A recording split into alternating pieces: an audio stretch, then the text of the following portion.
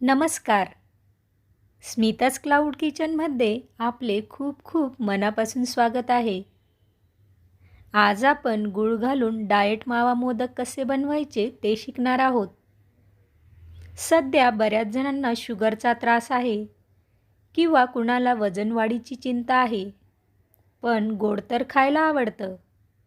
आणि सध्या आपला गणपती उत्सव पण जवळ आला आहे. म्हणून गणपती बाप्पाचे आवडते आणि सर्वांसाठी हेल्दी असे गुळाचे मावा मोदक आज आपण शिकणार आहोत. प्रथम आपण साहित्य बघूया. मावा मोदक बनवण्यासाठी मी इथे 200 ग्राम मावा घेतला आहे. 50 ग्रॅम गूळ घेतला आहे.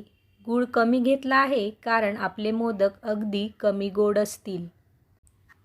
साजूक तूप मावा भाजण्यासाठी आपल्याला इथे फक्त 1 चमचा साजूक तूप लागणार आहे. पिस्ता सजावटीसाठी. केसर हे ऑप्शनल आहे, पण रंग आणि चव वाढवण्यासाठी याचा वापर करू शकतो. जायफळ पूड चवीसाठी. प्रथम आपण केसर, जायफळ पूड आणि गूळ माव्यामध्ये व्यवस्थित एकत्र करून घेऊया.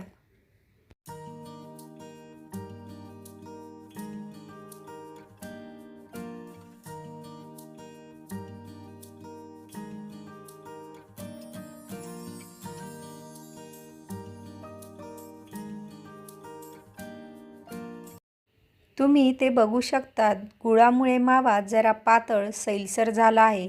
म्हणून 1 चमचा तूप घेऊन आता आपण मावा भाजून घेऊया.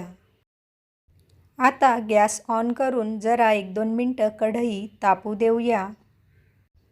आता आपली कढई गरम झाली आहे. त्यात मी 1 चमचा साजूक तूप घेते आणि मावा भाजण्यासाठी कढईमध्ये टाकून घेते. मावा हा मंद आचेवर भाजायचा आहे. गॅस जास्त जोरात असला तर तो करपू शकतो. मावा आणि गुळाचे हे मिश्रण आपण 8 ते 10 मिनटं व्यवस्थित भाजून घेऊ.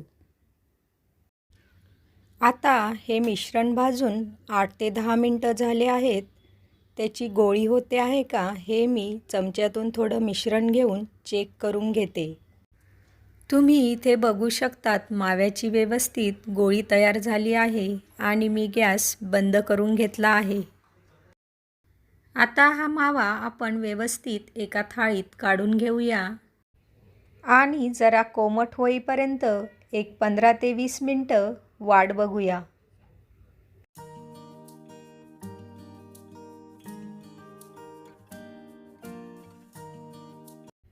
आता आपला मावा छान कोमट झाला आहे. आपण आता मोदक बनवायला घेऊया. आता मोदकाच्या साच्यात थोडे पिस्त्याचे काप घेऊन माव्याचा गोळा व्यवस्थित दाबून भरा. नंतर साचा बंद करा म्हणजे मोदकाला प्रॉपर शेप येईल आणि मोदक छान दिसेल.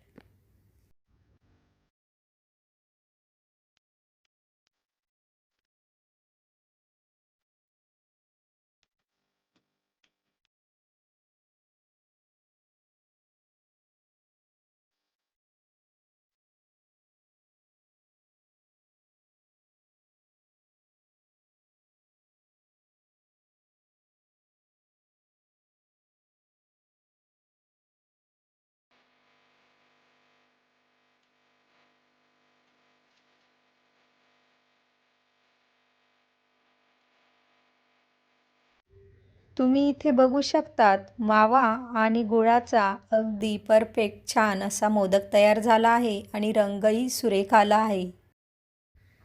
अशाच पद्धतीने आपण सर्व मोदक बनवून घेऊया.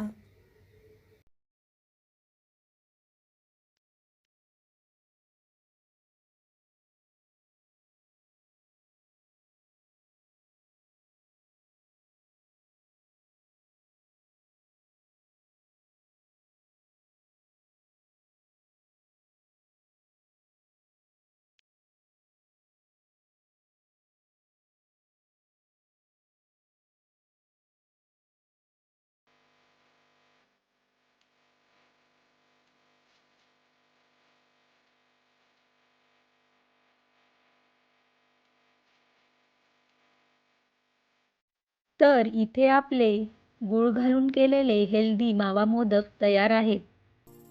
तुम्हाला हा व्हिडिओ कसा वाटला ते कमेंटमध्ये मला नक्की कळवा. व्हिडिओ आवडला असेल तर माझं चॅनल जास्तीत जास्त सबस्क्राईब करा, लाईक करा, आपल्या मित्रमैत्रिणींसोबत शेअर करा आणि महत्त्वाचं म्हणजे बेल आयकॉन प्रेस करायला विसरू नका. कारण मी नवीन रेसिपी टाकली म्हणजे तुम्हाला लगेच कळेल. मग भेटूया पुढच्या व्हिडिओमध्ये.